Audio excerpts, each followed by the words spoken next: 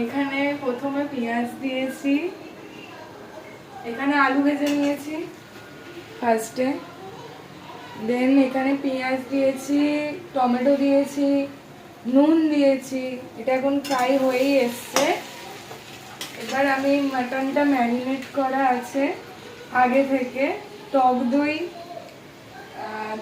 ধনেপাতা, আর না টক দই, জিরে গুঁড়ো, ধনে গুঁড়ো, নুন, হলুদ, কাশ্মীরি লঙ্কা গুঁড়ো, নর্মাল লঙ্কা গুঁড়ো আর তেল দিয়ে ম্যারিনেট করে রেখেছি।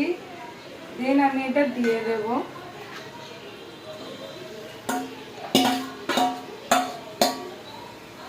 দিয়ে দিলাম, এটা এবার ভালো করে কষবো। এইদিকে ধনেপাতা, এদিকে দেখাও, এদিকে ধনেপাতা আর হচ্ছে লঙ্কা পেস্ট করা আছে, এটা কষার পর দেব।